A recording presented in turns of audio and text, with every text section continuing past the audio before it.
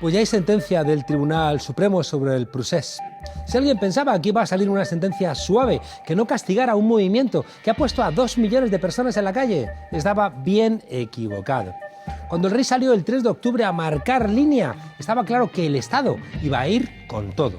No porque fuera necesario, ni tampoco porque fuera a ensanchar nuestra democracia. Al revés, es porque convenía al bipartidismo, a la monarquía y al capitalismo de amiguetes propio de nuestro país. ¿Es proporcional la sentencia? 9, 10 y 13 años por desobedecer. Eso es una barbaridad. Es una sentencia disciplinadora. Y cuidado, lo que se debilite el Estado de Derecho en Cataluña terminará aplicándose en Sevilla, en las protestas de un desahucio, o en Cáceres, en una protesta de trabajadores que corten una calle, o en Bilbao, con unos pensionistas que pidan pensiones justas, en las plazas de Madrid protestando contra una guerra, o un 8 de marzo, durante la manifestación y la huelga de las mujeres. ¿Hubo violencia? Dice el tribunal que no había habido violencia suficiente. Esto es, no ha habido una violencia funcional, ni preordenada, ni instrumental para conseguir la independencia. La violencia evidente fue la de los antidisturbios, queriendo impedir algo tan terrible como que la gente votase. Y como no había violencia, pues no había rebelión. Y claro, y aquella orden internacional de detención se quedó en un ridículo. ¿Hubo sedición? Pero vamos a ver, si ese día no se detuvo a nadie. ¡A nadie! Es verdad que algunos independentistas, que hablan muy grueso, siguen diciendo que iban a declarar aquellos días la independencia. Otros independentistas han afirmado que aquello era un farol, Unos dicen que lo único que querían era votar, otros insisten en que querían declarar unilateralmente la separación de Cataluña de España. Vamos a ver, si es verdad que se quería la independencia forzando la ley, aunque fuera sin violencia, ahí hay un delito, pero es un delito de desobediencia. Es lo que algunos como insumisos hicimos cuando nos oponíamos al servicio militar. Y 12 años por desobediencia es un disparate. ¿Tenían que haber sido juzgados en Cataluña por su juez natural? Claro. Y eso hubiera implicado que el juez Marchena, con el que el imprudente Cosidó quería controlar por detrás el Supremo, no hubiera sido el juez de este proceso. ¿Todo esto implica que la sentencia no deba ser acatada? No es una buena solución. No acatar las sentencias no sirve sino para agravar los problemas. Ahora bien, la gente tiene derecho a enfadarse. Y los que quieren criminalizar las protestas contra la sentencia no han entendido que en democracia hay derecho de manifestación, de reunión y todavía libertad de expresión. ¿Hay que ser independentista para considerar que esta sentencia es un disparate? No, yo no soy independentista. Y creo que la solución territorial para España tiene que ver con una república federal. Ser independentista no es un delito. Y dejar hoy a los independentistas a su suerte nos llevará quizá a tener que decir mañana aquello de y entonces se llevaron a los independentistas, pero como yo no era independentista, todo lo que ha tenido que ver con esta sentencia debilita nuestra democracia, vuelve a presentarnos ante Europa como un país democráticamente débil y augura, cuidado, comportamientos similares con todos los que protestemos en el resto del Estado. Es verdad que los independentistas han sido muchas veces arrogantes, frívolos, altisonantes, pero los demócratas hoy tenemos que estar defendiendo su derecho a hacer valer sus ideas en un momento en donde la democracia en España está siendo golpeada. ¿Estamos tras la sentencia más cerca de solventar el conflicto? No, desgraciadamente no. La judicialización no ha solventado nada y ahora la electoralización que quiere Sánchez tampoco va a ayudar. Y es que Sánchez y Casado quieren regresar al bipartidismo. Y han hecho de una parte de Cataluña el enemigo que justifica su alianza. ¿Y el resto del país qué? Pues nada, otra vez elecciones y otra vez con Cataluña como eje. Cuando tendríamos que estar hablando de empleo, de pensiones, de dependencia, de cuidados, del calentamiento global. ¿Y ahora qué? Pues algunos, especialmente la derecha y el PSOE, querrán seguir estirando el conflicto, al menos hasta las elecciones. Otros, que han nacido oportunistas, se van a poner de lado, ya lo han hecho. Lo sensato, lo único sensato es abrir vías al diálogo. La solución siempre ha pasado por votar, y así será más tarde o más temprano. Y mientras tanto habrá que ir articulando al menos un indulto que limite el dolor y permita que 2 millones de españoles y españolas no se sientan castigados. Bienvenidos a la frontera, desobedientes.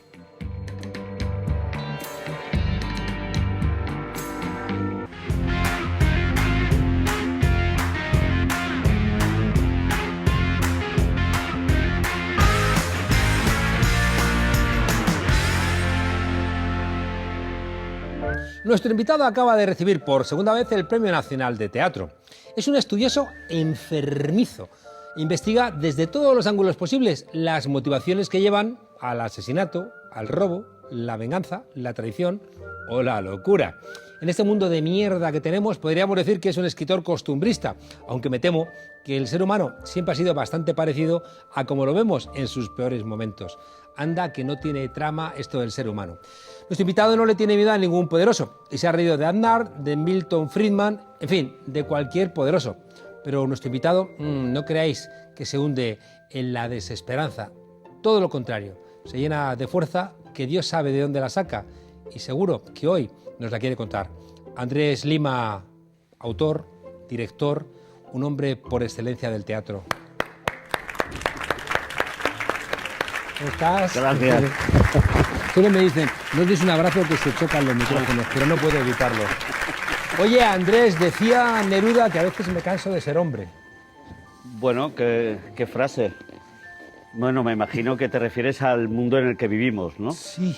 Porque yo, a pesar de todo, en lo único que creo todavía es en el hombre, en el ser humano. Pero bueno, El ser humano. Sí, me imagino que es cansado. Oye, ¿es terapéutico hacer teatro? Siempre lo ha sido. Yo creo que mirarse un poco, mirar a tu alrededor, ser consciente de las cosas es siempre una terapia positiva. Ser consciente de cómo eres y de ponerte en el lugar del otro siempre es terapéutico. No es el fin del teatro, la terapia, pero como todo arte yo creo que sana la mente y el cuerpo. Porque una de las cosas que hacéis es ver los diferentes ángulos que puede tener un mismo personaje, ¿no? Y eso tiene que generar algún tipo de remoción interna. Bueno, yo creo que la función, si es que tiene función el teatro, es la de mover, remover, conmover, todo lo que tenga que ver con el movimiento. De hecho, el principio del teatro es la acción y la acción es movimiento.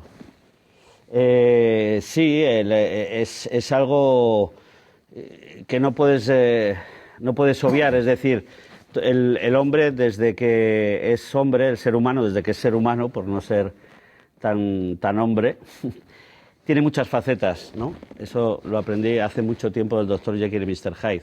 No solamente son dos, son múltiples. Y el hecho de, según cómo se enfrenta a los problemas que tiene y a los otros seres humanos, es cuando puede llegar a sacar su lado más oscuro, o más brillante, o más luminoso. Y eso es de lo que se trata, de nosotros intentar descubrirlo y representarlos, ponernos en el lugar del otro. Claro, porque si no te ves, y los espejos son importantes en el teatro, ¿no? Si no te ves, sí. ¿Quién eres? Exacto. Es muy bonito. Ya es una metáfora muy sabida del teatro. El teatro es el espejo de la sociedad. Pero es cierto. Y muchas veces en el espejo, cuando te miras al espejo, es cuando te ves de verdad. De verdad. Porque muchas veces en la vida, la realidad a veces queda por debajo de la verdad del teatro. Lo he dicho alguna vez y es un poco paradójico, pero lo creo profundamente. El arte tiene la virtud de reunir en un tiempo y lugar un montón de visiones a la vez.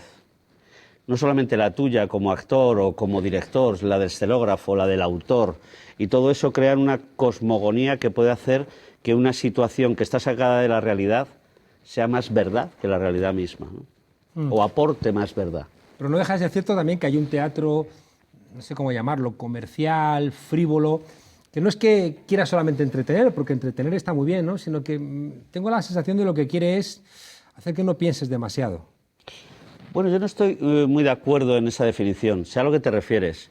Yo creo que el teatro como entretenimiento, y me imagino que te referías a Bertolt Brecht también, que es una de sus definiciones, el teatro es entretenimiento. Fíjate lo que dice uno de los autores con más conciencia sociopolítica que ha existido. Es necesario. La frivolidad forma parte de nuestro. Yo creo que hay teatro o cine o televisión que lo que quiere es que pensemos de otra manera. Y ese es el que me parece peligroso. El que vas a relajarte, a reírte, es necesario y forma parte del mundo teatral.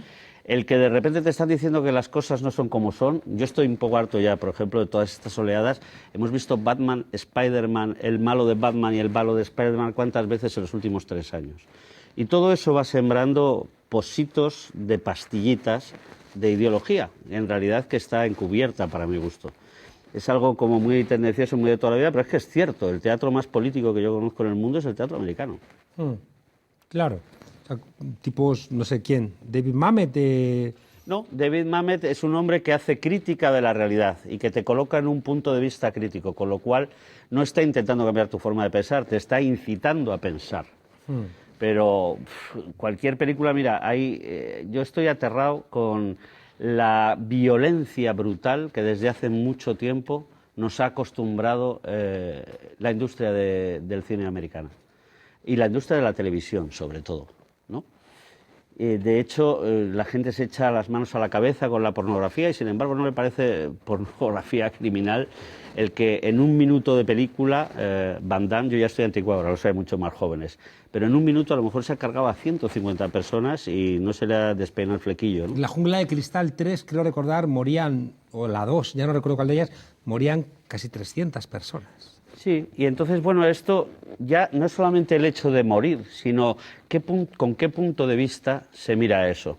Yo creo que toda la vida se lleva haciendo ideología desde la industria del cine, que es una industria muy poderosa y que ha pasado a manos de la televisión y que más que nunca yo creo que poco a poco va acabando con los diferentes puntos de vista que adopta el arte de verdad, que se coloca en los sitios incluso más oscuros, más críticos o más peligrosos, o que te pueden llegar a conmover más y a remover más, cuando eso lo único que está afianzando es el sistema una y otra vez. El otro día me preguntaban en una radio, con motivo de lo del premio famoso, salió una alerta porque en el estreno de la película del Joker iba a haber no sé cuántos disturbios y tal. Digo, mira, pues igual sí, pero me parece que la Warner se ha ocupado muy bien de que eso sea una buena campaña publicitaria, claro, y que la gente juegue a ese juego. Entonces jugamos ese juego y en ese sentido con una frivolidad tremenda. En España el Joker ha sido el juez Marchena, que acaba de mandar a miles de personas al aeropuerto del Prat,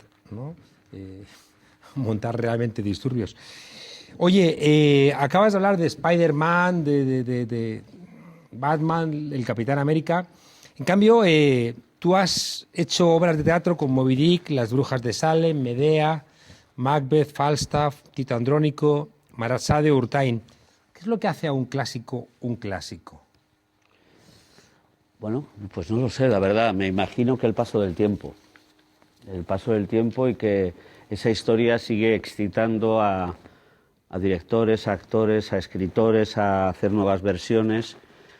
Cuando hay alguien que ha escrito algo que te conmueve a tal punto que atraviesa el tiempo y que Ricardo III de repente todavía es un estreno que se va a hacer en Madrid y que suscita la atención, evidentemente es un clásico.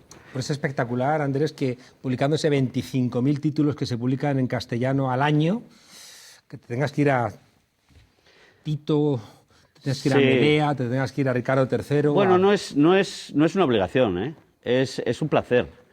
Y de hecho, ¿hay algo? No, claro, ahí se aprende mucho. Ahí se aprende mucho. Yo con Shakespeare, con Melville, con todos los que has citado y con Arthur Miller, que es un clásico contemporáneo, aprendes. Son gente que ha estudiado muy bien y muy en profundidad el alma humana. Y eso ahora cada vez es menos frecuente, hay menos tiempo para poder hacerlo. Y sobre todo lo que se consume en literatura, en arte en general, es de usar y tirar. Y nada deja pozo. Yo no sé si Arthur Miller de repente ahora hubiera sido... El teatro todavía tiene ciertos privilegios, porque necesita un tiempo, y además un tiempo presente en donde todavía se da un arte más pausado. Pero Pasolini, por ejemplo, en la industria del cine actual, no sé si hubiera surgido con el éxito y con la trascendencia que ha tenido. Si alguien escribiera hoy Esperando a Godot, igual ni se la publicaban. Pues es posible. Bueno, en su momento tardó Beckett y tuvo muchos días del teatro vacío, hasta que de repente fue un revulsivo. Pero es posible. Yo creo que además ahora mismo estaría considerado un autor alternativo. Nunca me ha gustado mucho eso. ¿Alternativo a qué? En sí no es ya la cosa Beckett. ¿Alternativo a qué? A tener más butacas. Entonces sería teatro pobre, como decía Peter Brook. Pero ya hubiera sido catalogado y ahora estamos empeñados en catalogarlo todo. También forma parte del juego político, me da la impresión, no sé qué piensas, el que todo el mundo tiene una especie de ficha en donde, como se decía en la transición, te tienes que definir. Cuando yo creo que el mundo, lo importante realmente no se resume en ciertas ideas, ¿no? La libertad o la solidaridad o la democracia no es algo muy, muy complejo de escribir, es muy complejo de llevar a cabo. Entonces... Tú y yo estuvimos en un taller sí. para intentar definir qué era la democracia, el capitalismo, y aquello no se acababa nunca. No se acababa nunca. Pero pero creo que es que el camino es el tema, el medio es el lenguaje, ¿no? Y creo que caminando es como se hacen las cosas, ¿no? Por eso me interesa tanto la investigación y por eso no me empeño en llegar a la meta, sino la meta es poder hacer y disfrutar de lo que quieres en profundidad, ¿no? Y hacerte preguntas continuamente, ¿no? Oye, haciéndonos preguntas, tú hiciste un Danton, ¿no? ¿Y tú eres más de Danton o de Robespierre? Pues mira, yo soy más de Danton. Pero ¿Por qué? admiro a Robespierre. Pues porque creo que hay algo, en su momento no sé lo que hubiera sido. Con el paso del tiempo, Robespierre, que me parecía un teórico súper admirable, sin embargo cometió el error de la guillotina, la pena de muerte brutal, quiero decirte. Aunque en la Revolución Francesa no hubo tantos muertos, fue simbólicamente muy importante que él instaurara el gran terror y que él lo llamara así. Y que después él se paseara además por los Campos Elíseos como si fuera un nuevo rey francés. Creo que ese es un error de la política cuando se olvida de por qué está luchando. Y Danton se dice muchas cosas, que si fue espía del Foreign Office, que si fue un vendido, que si intentó capitular, pero Danton fue un tipo interesante y para mi gusto, y que les pedía a sus correligionarios que fueran audaces, que fueran siempre a intentar ir más allá. Él de hecho lo intentó y por eso le cortaron la cabeza. Con Robespierre al poco tiempo también se la cortaron, con lo cual el problema de la izquierda yo creo que siempre es un buen ejemplo de la Revolución Francesa, cómo se resuelven los problemas en definitiva, ¿no? Y el gran terror siempre me ha parecido un fallo en la manera de proceder. Todo lo que le pones un gran delante suele salir mal. El gran salto adelante, la gran revolución cultural, el gran... Oye, en Luces de Bohemia salía el Marlaska de entonces y el Pedro Sánchez de entonces. Y tengo la sensación de que se hace muy, muy poquito teatro con nuestra realidad actual. Sí. Bueno, he de decirte que sí que de un tiempo a esta parte sí que la veo. Es decir, hay muchos grupos ¿Vosotros lo jóvenes. habéis hecho? Nosotros momento, nos ¿no? hemos Con el empeñado desde Malario. hace mucho en hacerlo, no por una fijación, sino porque siempre, desde Animalario y ahora, siempre nos ha gustado mirar el mundo en el que vivimos para intentar, no sé, saber un poco más lo que haces, conocerte un poco más y conocer a tus semejantes, ¿no? Pero yo creo que hay mucha gente joven que sí que se lo está preguntando, ¿eh? Hay mucha gente joven que está haciendo teatro, que está haciendo teatro social, teatro sociopolítico, gente que está preocupándose mucho por hacer manifestaciones artísticas sobre el clima. Lo que pasa es que todavía no son muy conocidos. Eso sí, pero digo, meter a los personajes actuales, porque a mí siempre me ha llamado la atención ese coraje de Valle Inclán, porque si Valle Inclán escribiera hoy Luces de Bohemia, igual le aplicaban la ley Mordaza y se metía en problemas, ¿no? Es posible. Es decir, y en casi todas sus obras se reía bastante del poder institucional. Sí, bueno, es verdad. Si saliera en una obra de teatro Pedro Sánchez y fuera insultado, ¿no? Fuera vilipendiado como hacía él con Maura o con Benito Pérez Galdós o con... Sabes, con el tiempo también Valle ha jugado mucho con el tiempo. Los tiempos eran más lentos antes y la crítica llegaba más lejos y además había mucho más tiempos más largos y más habituales en teatro. Me explico. Valle Inclán estrenaba cada año prácticamente, a partir de que empezó a estrenar, por supuesto, con una asiduidad tremenda. Hoy en día, cuando has terminado de hacer la producción, los ensayos y estrenas, ya no te puedes reír de esa broma que hizo Pedro Sánchez, porque ya ha pasado. Va todo muy rápido ahora. Va todo muy rápido, por eso es interesante encontrar los hitos que pueden atravesar la historia, ser transversales. Claro.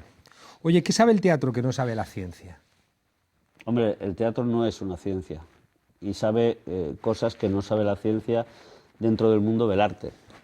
A mí, de todas maneras, yo creo que tengo un pensamiento científico, pero he sido lo suficientemente vago e ignorante como para no dedicarme a ello.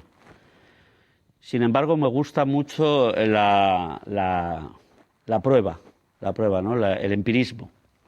Y el teatro debe aprender mucho de eso, del experimento, del fallo, del profundizar, del ser esta cosa obsesiva que tiene la ciencia hasta conseguir un camino por donde tirar, ¿no? Y no acomodarse. A mí, en ese sentido, la ciencia me da mucha envidia. ¿Y qué es lo que tiene? Pues que todo es relativo. En teatro, igual que en la ciencia, pero además, en teatro además no importa. ¿Tú crees que Pedro Sánchez hizo teatro de joven? No tengo ni idea, pero no lo parece. Pablo Iglesias hizo teatro de joven. ¿Hizo teatro de joven? Le encantaba el Marat Sá de representarlo. ¿Ah, sí? Yo creo que lo hacía para desnudarse, porque Sí. yo creo que lo que le gustaba era desnudarse. ¿Pero hacía de Marat o de Sade? Hacía de Marat. Otro personajazo, controvertido. Otro personaje, Y Sade, no te digo, que da para otra tertulia. Para mí, un auténtico revolucionario. Lo era, lo era. Oye, ¿España es comedia, sainete, tragicomedia o drama? Explique su respuesta. Es de todo, ¿no? Pero es verdad que la tragicomedia define muy bien la situación española. ¿Por qué? Pues porque es como para reírse y hay una respuesta un tanto... Y ahí Valle Inclán era perfecto para ello, ¿no? Somos un poco monigotes de tentetieso. La sociedad de espectáculo que ha dado España no tiene una gran altura estética. A mí las elecciones me parecen siempre un poco de sainete.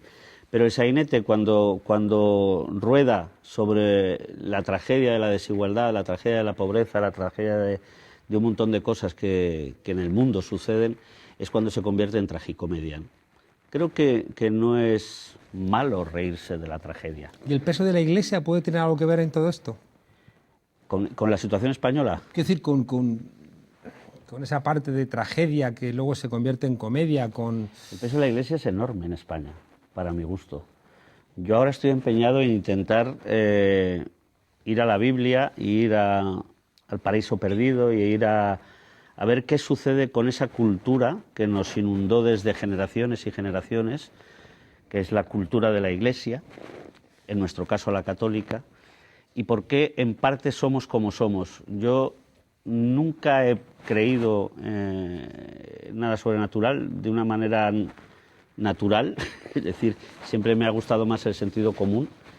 No niego que el misterio es enorme, sobre todo lo que nos rodea, pero creo que, mira, concretamente estoy intentando hacer una adaptación sobre el Paraíso Perdido de Milton y cada día crece mi enfado con el concepto de obediencia, de Dios, del Mesías. Concretamente, esos dos personajes me tienen frito y la representación del ser humano reducida a Adán y Eva me parece una farsa. Andrés Lima, nos vamos. No sé si piensas que España es un país muy irreverente, pero muy obediente, y no sé si en tu teatro buscas hacer que sea un poquito más desobediente la gente. Por lo menos que se mueva, pero que se mueva conmoviéndose a lo mejor, ¿no? Con que mueva un poco el corazón, las tripas y la cabeza es suficiente. Andrés Lima, yo he aprendido mucho contigo y el libro que yo hice, el curso urgente de política para gente decente, nunca lo hubiera escrito de no haber estado trabajando con vosotros durante aquel año. Pues hagamos más talleres de investigación, que es lo más divertido que hay. Muchas gracias, Andrés Lima. Gracias.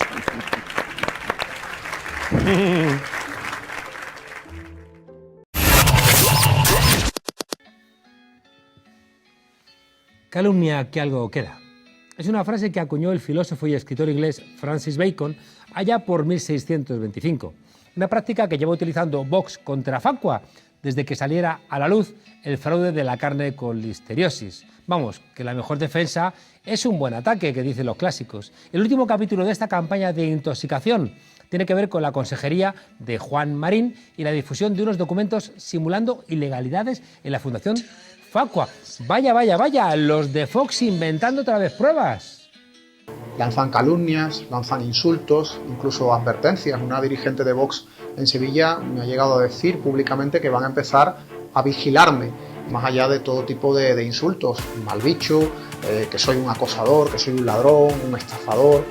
Esta gente es como funciona, es su manera de hacer política, intentando amedrentar a organizaciones de la sociedad civil y a sus dirigentes. Ya recordemos cómo están continuamente lanzando mensajes contrarios a las organizaciones que defienden a las mujeres maltratadas, a las que intentan encontrar a los muertos durante el franquismo. Insultos, insultos, insultos y ninguna prueba de lo que dicen, porque todo se basa en nada, todo se basa en mentiras. Lanzan bulos contra nosotros para intentar desacreditarnos con la ayuda de algún que otro medio de comunicación, y lo cierto es que al final nos hemos puesto frente al espejo. El juez Serrano monta una empresa para pedir una financiación pública, 2,5 millones de euros, por un proyecto que nunca se ejecutó, un proyecto que iba a traer muchísimo empleo a una localidad andaluza. Nunca se llevó a cabo, nunca se completó, nunca se devolvió el dinero, y ahora Hacienda reclama con intereses esa cantidad millonaria. Esos que nos llaman ultra subvencionados, resulta que dedicaba el juez Serrano parte de su actividad en la época en la que estaba inhabilitado por la condena por prevaricación, pues dedicaba su actividad a pedir subvenciones para ese negocio fallido. Ecuador está en llamas, de eso no cabe la menor duda. Más de 10 días de protestas de una multitud que salió a las calles, no solamente en la capital Quito o en Guayaquil, la otra ciudad de importancia, sino en muchísimas ciudades, en contra de lo que en Ecuador llaman el paquetazo.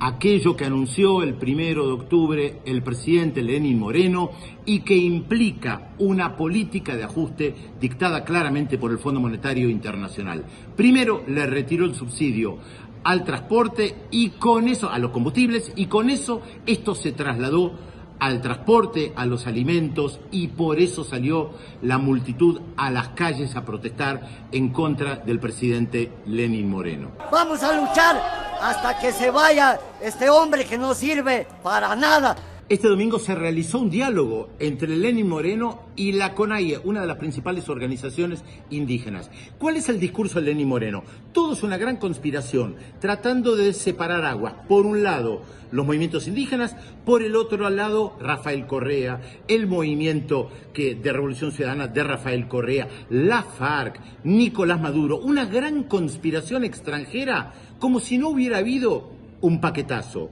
Un lenguaje que ya conocemos en América Latina. Super bigote. Yo no soy Superman. Yo soy super bigote. Mira. ¡Pum! Cae el gobierno. En una época se acusaba a Cuba o a la Unión Soviética o a China de estar detrás de cualquier revuelta en la región. Como siempre, como si no hubiera habido medidas económicas que llevaran a que la gente salió a las calles. La gente en Ecuador no salió a las calles ni por la FARC, ni por Maduro, ni siquiera por Correa. Salió a las calles a protestar en contra del paquetazo de Lenín Moreno. ¡El pueblo unido jamás será vencido! ¿Cuál fue la respuesta del presidente Lenín Moreno en el Ecuador? Sacar los militares a las calles, los tanques, las tanquetas, imágenes que no se veían en Ecuador hace décadas. Algunos consideran que esta es la revuelta popular más importante de Ecuador en mucho tiempo, tal vez de la historia contemporánea. Y la respuesta, represión, sacar los tanques a las calles. Mucha gente desesperada corriendo cuando pasaban los tanques por las calles, imágenes con bombas lacrimógenas, con disparos, con muertos, con heridos en muchísimas ciudades. Esta fue la respuesta de Lenín Moreno. Toque de queda, militarización frente a la protesta popular. Con los delincuentes no se dialoga, con los delincuentes se impone. Yo estoy ahora en México y fíjense qué interesante. Lo que vivimos en Ecuador es una revuelta popular en contra del Fondo Monetario Internacional. De hecho, en muchas de las pancartas se podía leer en contra del Fondo Monetario Internacional. Lo que vimos el 11 de agosto en la Argentina fue una revuelta popular en contra del Fondo Monetario Internacional, pero en las urnas. Yo estoy en México. Miren la tapa del diario La Jornada. Imágenes de la revuelta en Ecuador y abajo recomienda el Fondo Monetario Internacional a México cobrar el 16% de IVA en alimentos. La misma receta de siempre. Lo increíble es que acá se ven las políticas del Fondo Monetario Internacional cuando arriba hay imágenes de represión en Ecuador por la revuelta en contra del Fondo Monetario Internacional. Y uno se pregunta, ¿pero el fondo no aprende? ¿Lo hacen a propósito? Políticas de ajuste que recomienda a todos los gobiernos con la misma carpeta van recorriendo país por país en América Latina. Pareciera que sí.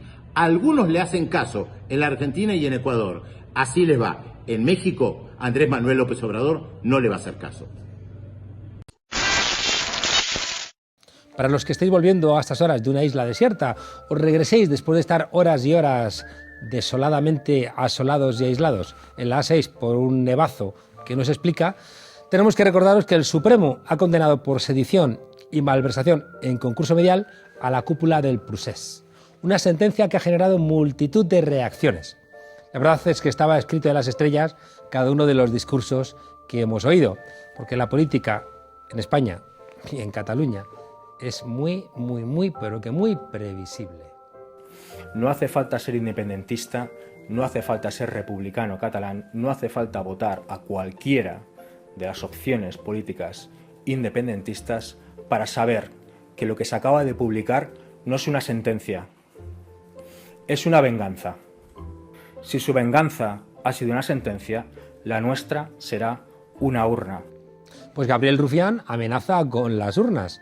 Precisamente a las urnas que facilitó cuando negó su apoyo a los presupuestos más de izquierdas de nuestra recuperada democracia.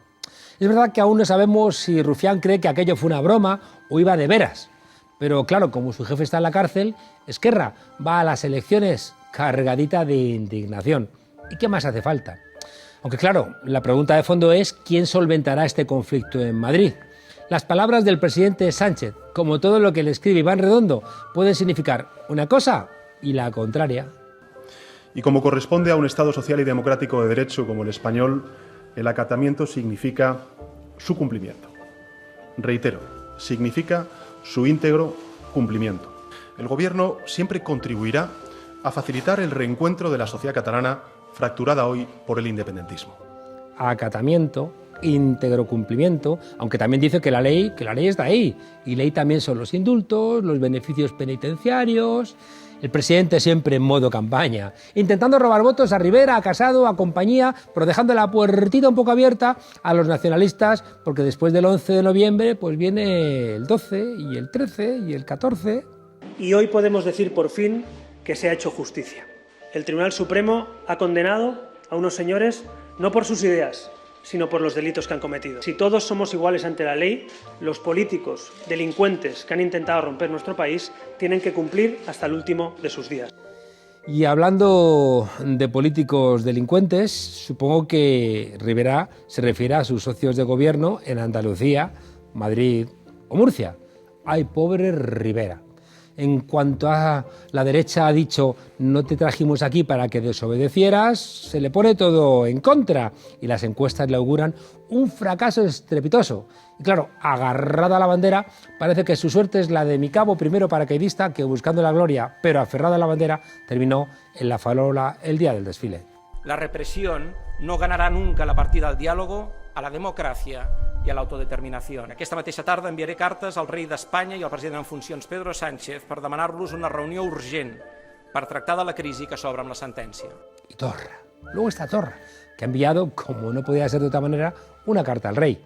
Como en las amistades peligrosas. ¡Qué ingenuidad! Enviar una carta al rey Felipe VI pidiendo soluciones para Cataluña. Es igual que hacerlo a Melchor, Gaspar o Baltasar. Torra, que los reyes son los papis. Por su lado, Iglesias, que parece que también vive en un cuento, dice que los políticos tienen que hablar en vez de hacer electoralismo. Pablo, ¿crees que te van a escuchar esta vez? En fin, hasta mañana, desobedientes.